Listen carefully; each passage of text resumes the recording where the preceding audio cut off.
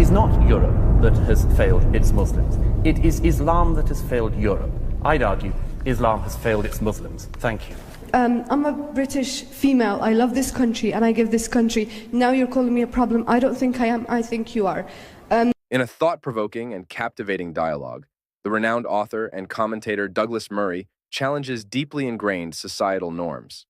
Engaging in a fervent debate with a young Muslim student, they delve into the intricate complexities of immigration. The conversation takes unexpected turns, exploring the association of Islam with violence and emphasizing the critical role of free speech in Europe.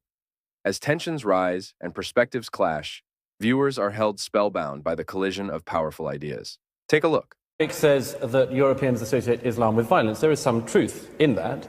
There is also a very obvious reason for that, which is that Islam is associated with violence. It was not Buddhists who flew planes into the Twin Towers. It was not Hindus or Jews that blew up the London Underground in buses a few years ago.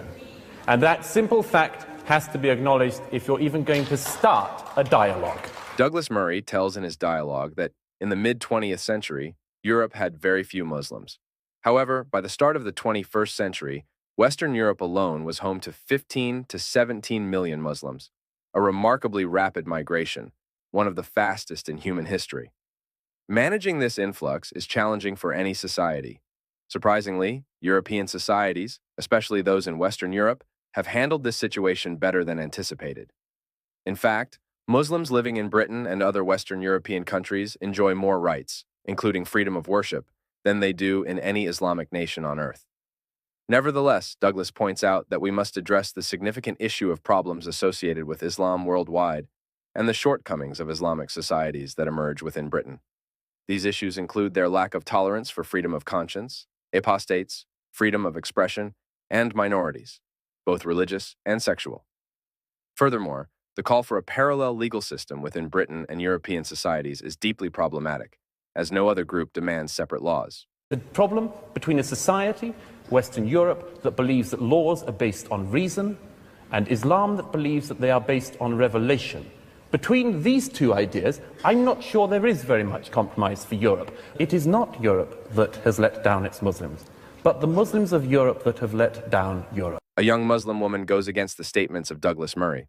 Listen to what she has to say. I'm a British female. I love this country and I give this country. Now you're calling me a problem. I don't think I am. I think you are.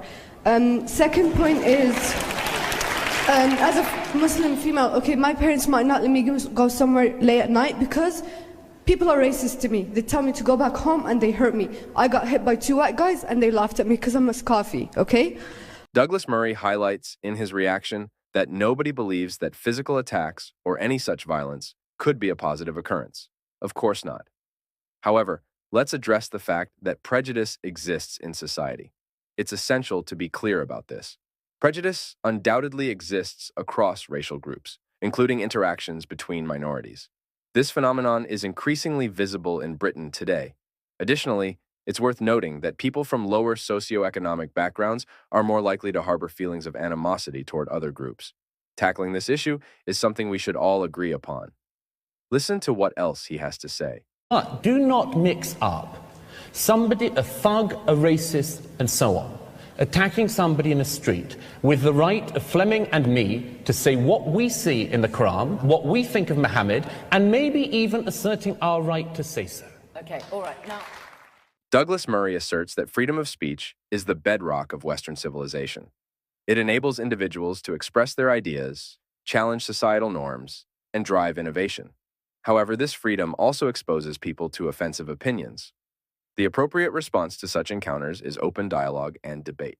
In 2005, a significant clash over free speech emerged when a Danish newspaper published cartoons depicting the Prophet Muhammad.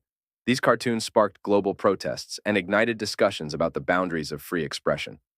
However, Douglas-Murray finds it puzzling that in 2015, a crowd of thousands and a petition signed by 100,000 citizens could understand so little about their own country, its traditions, and freedoms that they would petition the Prime Minister of Britain regarding cartoons in a French newspaper. The larger failure lies in the political realm.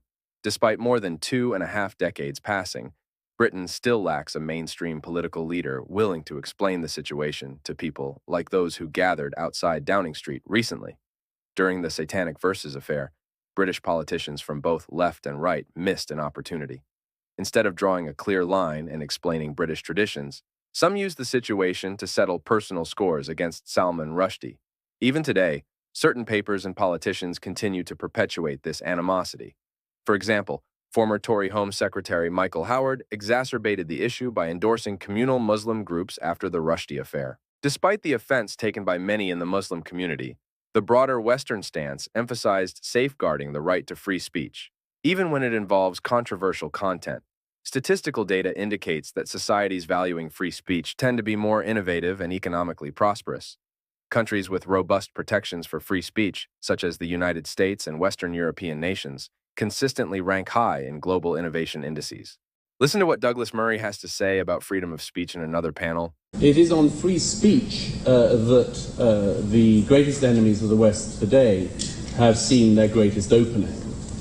The common enemies of Britain and America know they cannot win the battle of ideas in a free and open terrain, and so they have decided to shut down that free and open terrain, and they are being, I have to say, fairly successful about that. Douglas Murray points out, for example, the case of Rachel Ehrenfeld to illustrate the challenges to free speech. The Ehrenfeld case revolves around Rachel Ehrenfeld, who wrote a book that was not published in Britain. Despite this, Sheikh bin Mahfouz attempted to prosecute her in British courts. While American forces helped address this issue, it remains a significant problem in Britain. The concept of standing here refers to the right of someone to bring a case to court. In legal terms, standing means having a sufficient connection to and harm from the law or action challenged to support that party's participation in the case. In summary, standing in this context addresses who has the right to bring cases to court and underscores the growing concern over courts being used to litigate opinions, jokes, and other subjective matters. Throughout this lively exchange, the eloquent arguments and quick wit demonstrated by Douglas Murray have undeniably made an impression, leading to a moment of utter speechlessness. This serves as a testament to the potency of language and the significance of dialogue within our society. Regardless of whether one aligns with his perspectives, it's impossible to overlook the impact of his delivery. As we bring this video to a close, it's important to remember that the exchange of ideas, even those considered controversial, remains essential for the advancement of thought and democracy. Thank you for watching. Thank you for watching this video. If you enjoyed it and want to see more content about Douglas Murray, his discussions, and his vision, we invite you to subscribe to our channel. By subscribing, you'll stay updated with our latest videos, ensuring you don't miss out on any insightful discussions or new perspectives. Thank you again for your support, and we look forward to seeing you in our next video.